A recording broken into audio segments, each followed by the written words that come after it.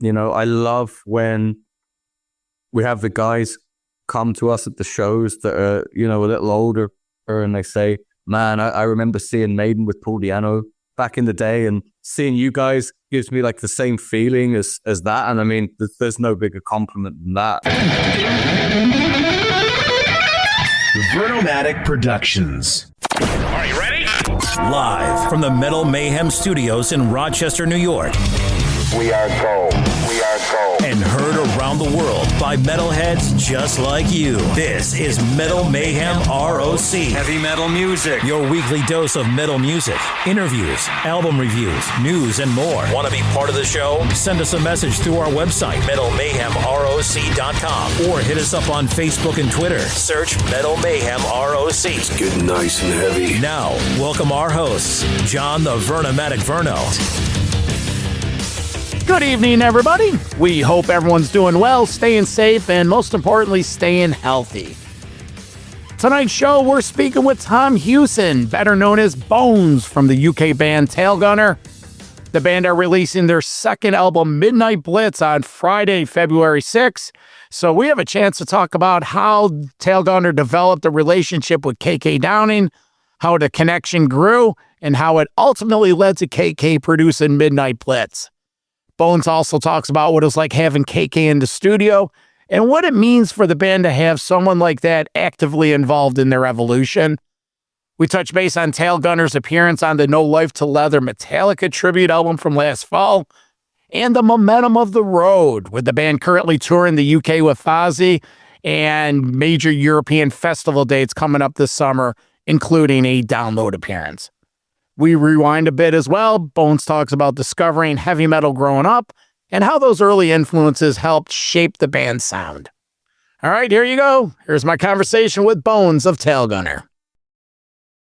Why do they call you Bones?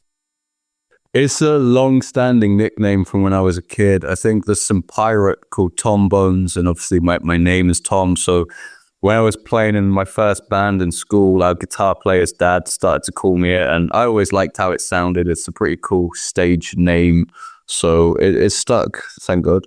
When did you realize KK Downing was paying attention?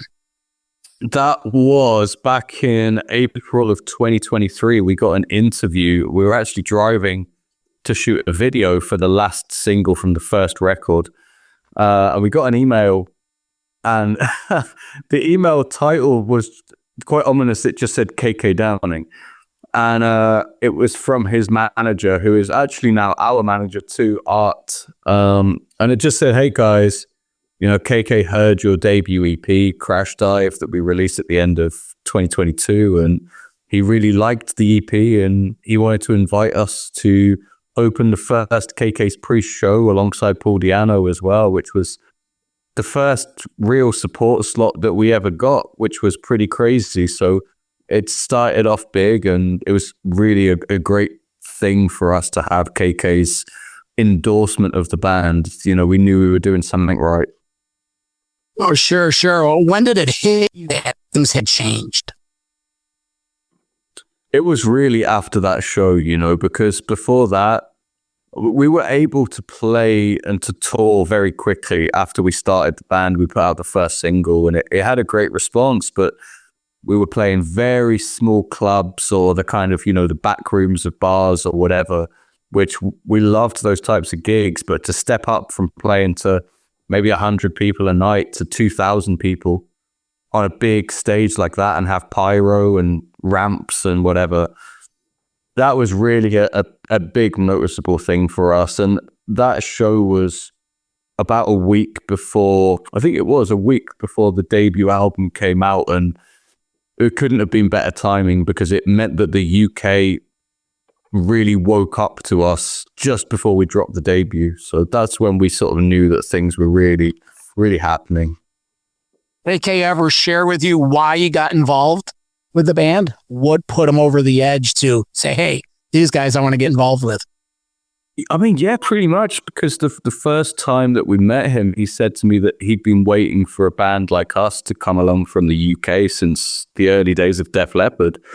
And that was such a great vindication of everything we're trying to do, because we felt the same way. I mean, all we're trying to do is to be the band that we always wanted to see when we were growing up. And, you know, as far as I'm concerned, you know, Britain invented and largely perfected heavy metal with Sabbath, Maiden, Priest, Motorhead, Venom, Saxon, you name it. And there's not been a new band really break through playing that style of music in a very, very, very long time. And, you know, it's all we're trying to do is to be that band. And I think he recognized that. And for me, he's the true defender of the faith. And he was just excited to see a new band playing that style. So it was very easy for him to work with us, I think. And I'm very glad about that.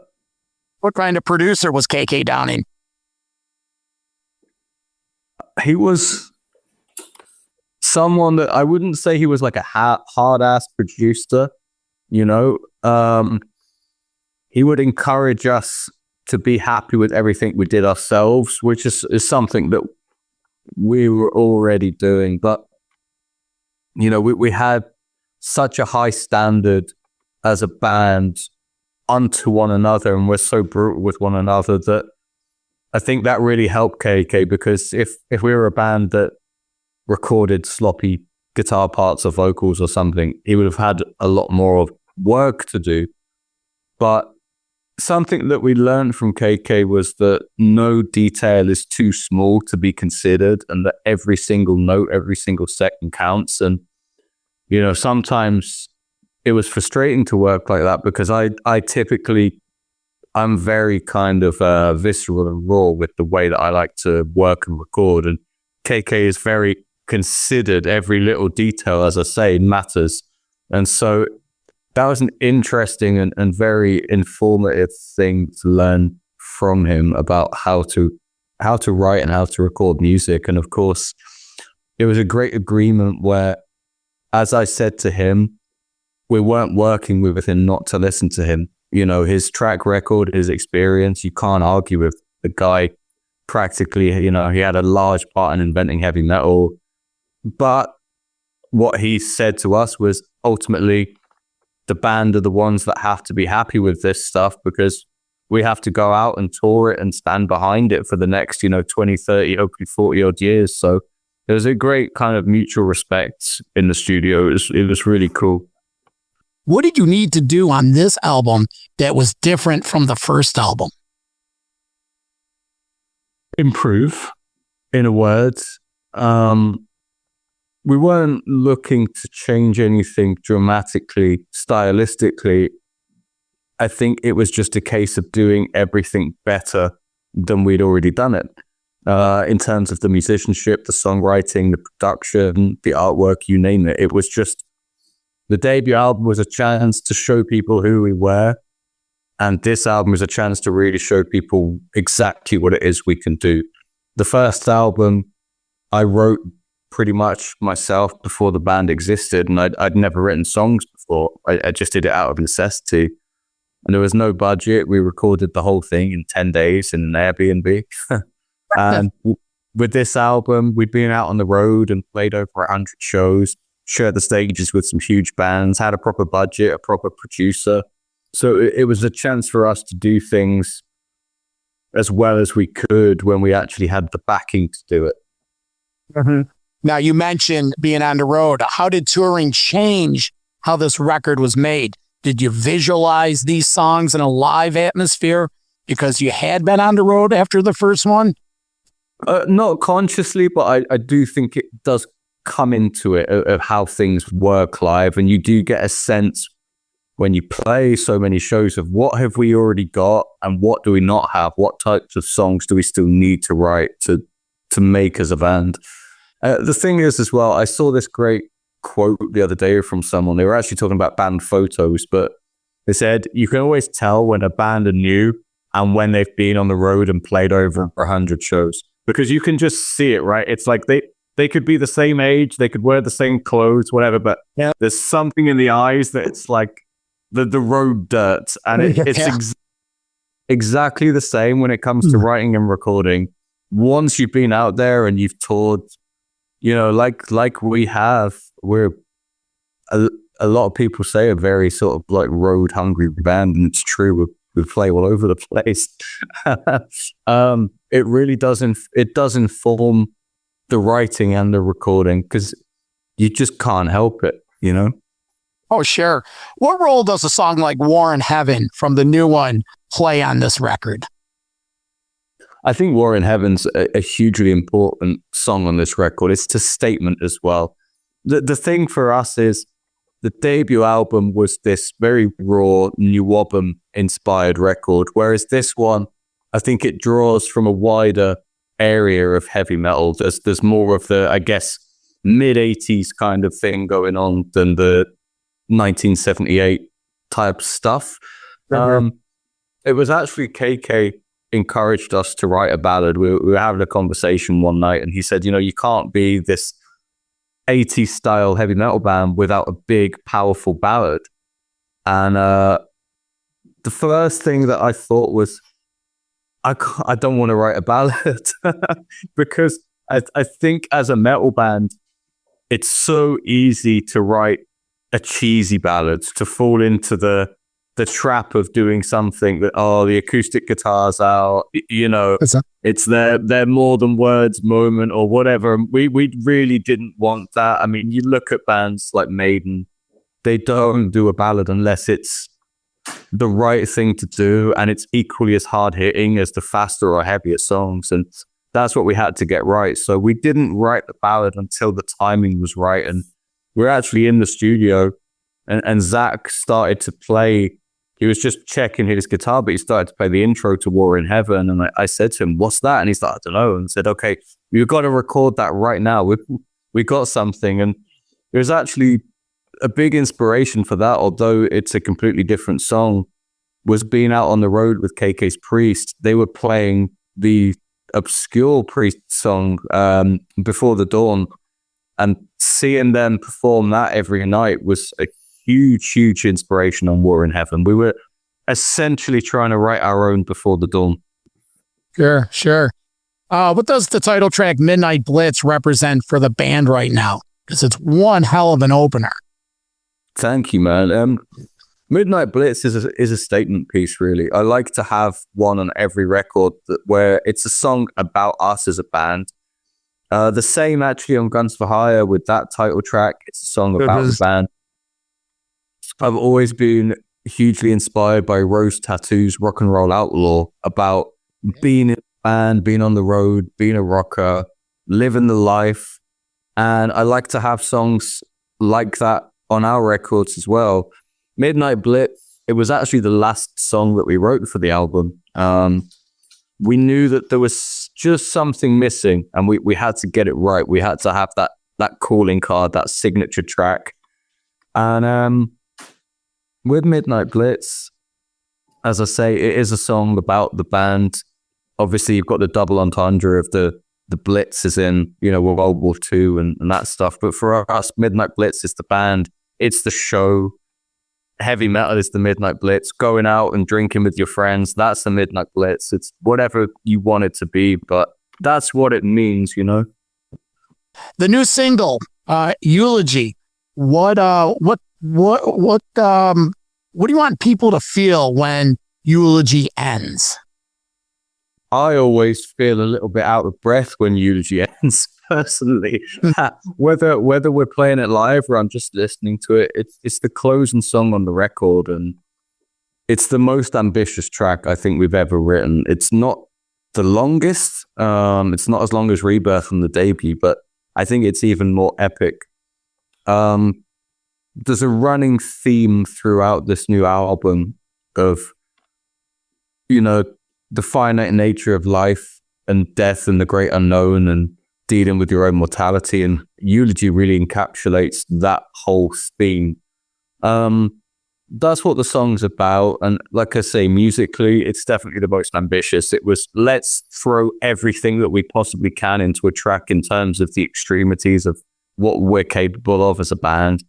And I do hope when people are done listening to it that they also just feel a little breathless, a little bit like they've just been knocked over the head by something, because that's certainly how we feel. Recently, you were featured on the Metallica Leather tribute. And Bones, this one hits close to home. Kill 'Em All was recorded right here in Rochester, New York, about 5 miles from where I'm sitting right now. I was a young metalhead when the record was being made, and about a year or two ago, we did a anniversary interview with Kirk Hammett talking about those sessions. But what does it mean to you to open up that tribute album with Hit the Lights?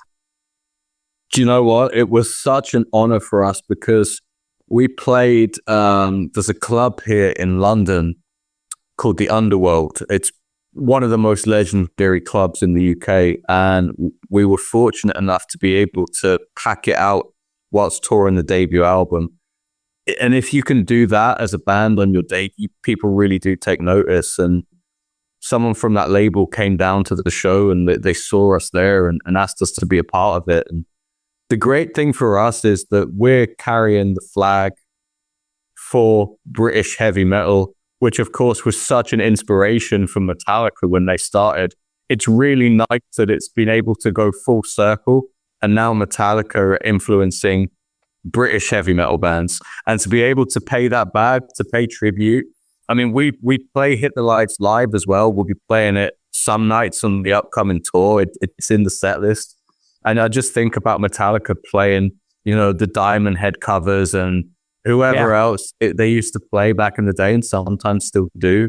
And the fact that we now cover Metallica as a new British heavy metal band, it just feels so full circle. It's so cool. And it was an honor to be asked, especially to open that record alongside, Motorhead, Saxon, Raven, the Almighty. A really cool thing for us to be able to do. Oh, sure. Did you get any reaction or feedback once it was out? Yeah, it's been a really good reaction to that single. I mean, I can't really say from anyone specific, but the fans have really taken to it. And I think as well, a lot of people didn't really expect us to drop a Metallica cover. I mean, everyone says, when are you going to cover Maiden, And we've done a couple of Priest covers live on the road and Dio as well, and a number of more obscure bands. But I think people were taken a little bit aback by the fact that we've just dropped a Metallica cover, and especially the timing of it, because we put out Midnight Blitz, and then it was almost straight away after, oh, by the way, here's a Metallica cover. So it's been really cool. Did you know that Silver Lining release, the No Life Til Leather, was coming out in the fall? Was it a premeditated decision? Yeah, that's right. I mean, we had nothing to do with the timing that they released the album, but we knew when it would be out. So it went well for us because it was extra momentum whilst we released our new record. Well, someone did their job raising you, because when did 80s metal first click for you? Do you know what? It's funny because people always assume that it must have been my family or something. And for some of the other guys in the band, it was. But I know for me and Rhea, at least, that we don't come from that background. It was just, I remember the first time I got into properly into music was I heard the Back in Black album when I was a kid. And as soon as Brian Johnson started to sing on Hell's Bells, like that was it. It just changed everything for me. And then from there, I had Guns N' Roses, the Pistols, Maiden, and we didn't grow up really listening to anything that was current at the time. Any of the modern rock or metal stuff. And still to this day, I have no interest in most of that stuff. I like some new bands. There's some great new bands, but I like bands that sound like old bands, like us. So for us, it's just, this is the way heavy metal is supposed to sound, It was never a conscious choice. What are you seeing at your shows? You seeing older guys? You seeing younger guys? You seeing both? Both. Yeah, we see everything. It's a mix, and that's exactly how it should be. I love when we have the guys come to us at the shows that are, a little older, and they say, man, I remember seeing Maiden with Paul Di'Anno back in the day, and seeing you guys gives me like the same feeling as that. And I mean, there's no bigger compliment than that for people of that age that were around in those times to say that.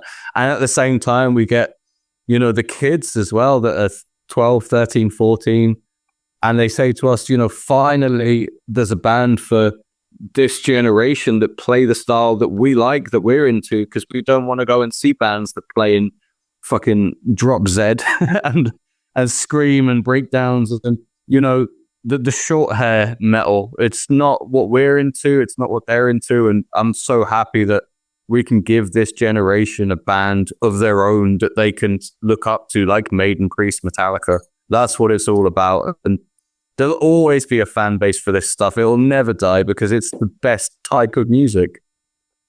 Midnight Blitz, the 8th, and then you're straight out onto the road. What excites you most about this tour run? This is going to be a real big tour for us. We've just announced the first load of dates. This first leg, as you say, kicks off next week. I'm really looking forward to being out with Hammerfall. For the reason that I know in the late 90s, someone was saying to me that they were seen as this sort of great hope for old school style heavy metal. And 30 years later, we're in a very similar position.